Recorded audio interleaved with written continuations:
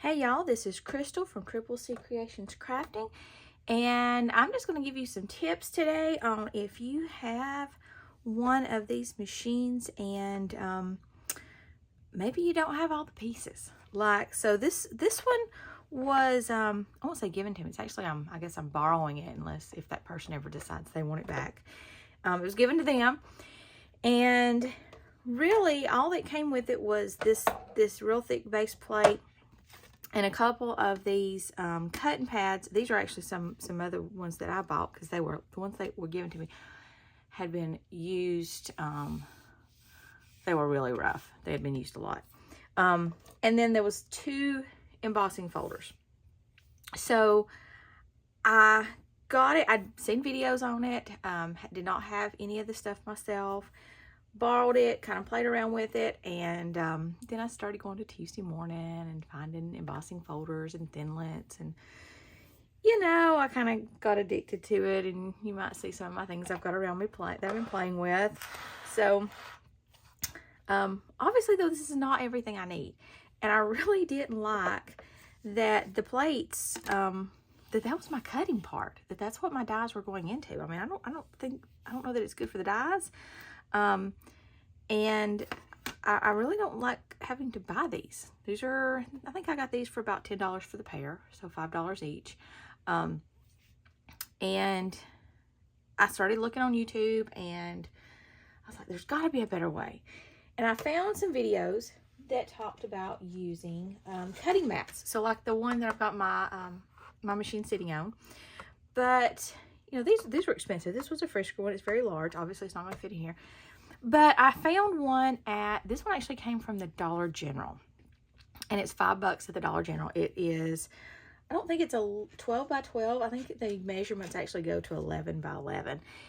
And I will say that I'm kind of a sucker. If I find a good deal on a cutting mat, I will buy it. I've got several of the Dollar Tree ones around somewhere in my craft room. I've cleaned my craft room over Christmas and can't find them, because I was actually gonna use one of them, and they're probably all different thicknesses. So, but I did take my Dollar General mat, and I had my husband to cut it off to the size that I need.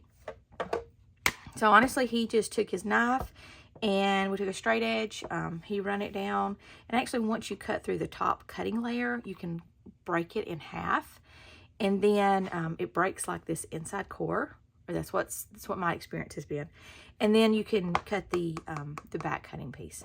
So he cut these down, both sides there, to fit. So now this is the part I cut into, not my clear part. This is the part I cut into. I do still use a clear cutting plate on top. Okay. Now, obviously that's not enough. Okay. So I need something else. And I just started, at first I was just putting pieces of like cardboard that had came on the back of card stacks or card paper. I was putting that, I would just stack them up and I'd put them in there. I was like, okay, I don't want to have to reinvent the wheel every time I go to use this machine. So I glued some together.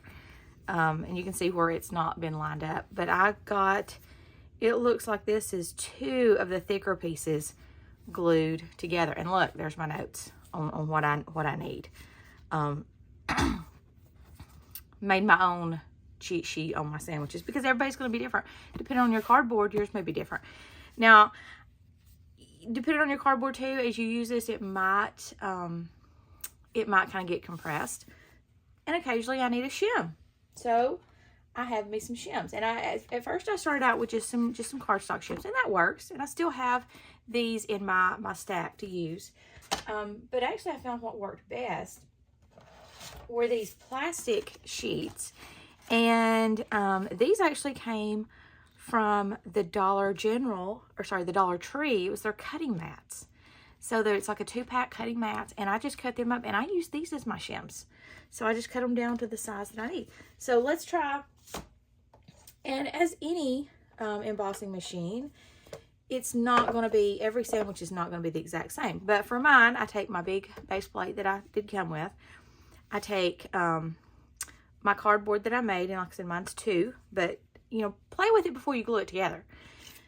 Take my cutting mat, and I know typically people cut, or I think they do, they cut up.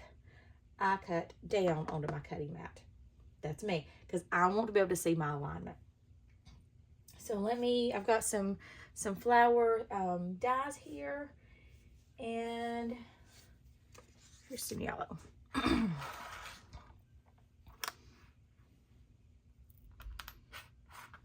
Kind of just been cutting some things out, playing with a die set that I got, and it really didn't have any pictures with it. Maybe I even got it at the thrift store. So, but I found it on Pinterest, and I found the flowers that it makes, and I'm like, I don't know if y'all can see these on camera, but look at these daffodils.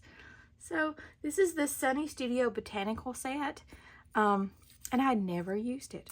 So I'm actually going to print out the pictures that I found, some really small, and add them to my binder that I have my thinlits in. Okay. Oh, you know what I didn't do? I did need a shim on this and did not put it in. So I'm going to look. Oh, no, it did cut it. Seemed pretty easy to go through. I didn't think I'd cut. Look how, I mean, that cut good.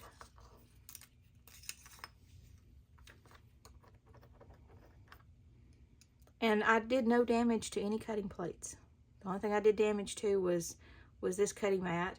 And I mean, you can use both sides of this cutting mat. I can use, out of this, like I said, I think it was 11 by 11. I got 2 of these pieces. I think it was $5. So I got 2 for $5. And I will say my experience with the cutting, the clear ones, I get a lot more use out of these. I've not replaced these. So I used, so one of these had that was very little use, and it's got a lot of marks on it. And that was when I decided I needed something else. So they cut very good. Now depending on your cardstock, though, we all know that this is pretty thin. This is actually not even cardstock. I would say this is just thin paper, just regular like copy paper, printed paper. So depending on your paper, you may need to add a shim. All right, let's try embossing. So here's one of my B embossing folders. It's not embossed yet. And after you've done this for a while, then you can tell as you start running it through, you know, if it's thick enough or if it's too thick. Here's where I needed a shim. I can definitely tell. Not enough resistance here at all. Let's see, there's no embossing happening there. So I'm just going to stick a shim in, and I always stick it, you could put it under your cutting plate or under that extra cardboard layer that you've made, my Frankenstein sandwich. And I don't even have to look at my cheat sheet anymore. Let's see. That didn't feel very resistant either. Let's look. I didn't get a whole lot, so that's okay. I'm just going to take another shim. I haven't used embossing folders a lot lately. Let's take another shim. It's also going to depend on your embossing folder. We know that some of the embossing folders are thicker than others. Some are that 3D. And that did. I didn't spray that with water. I should have sprayed it with water.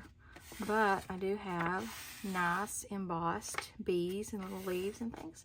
So if you've got one of these, maybe you found it at a thrift store, before you spend, excuse me, before you spend all that money on all the additional plates, I did buy a good set of the clear plates, but I don't expect to have to replace these in a long time, if I ever have to replace these, because I don't cut into them now.